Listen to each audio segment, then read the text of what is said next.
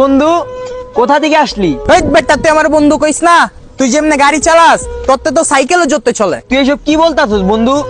বেশি জোরে বাইক চালাইলে অ্যাক্সিডেন্ট হওয়ার সম্ভাবনা আছে, এই কারণে আমি বাইক আস্তে ধীরে চালাই। ফাপড় কমলো, তুই জোরে চালাইতে পারলে সেন চালাবি, সামান্য গাড়িও চালাইতে পারস না আবার আমার বন্ধু কস। ছি!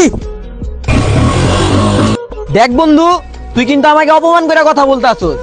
রাখ, আমিও তোর মতো জোরে বাইক চালানো শিখুম, তারপর তোর সাথে রেস লাগুম, চ্যালেঞ্জ করলাম। যা বেড়া, আগে শিক্ষায় পরে রেস লাগিস। থাক জায়গা। ও আমার এইভাবে অপমান করলো, এটা তো সহ্য করার মতো না। আমি যেইভাবেই হোক জোরে বাইক চালানো শিখুম, তারপর ওর সাথে রেস লাগুম, পরে তো আমি হারাইমু।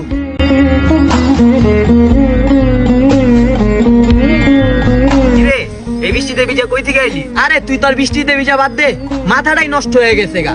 ওই যে মেরাজ আছে না,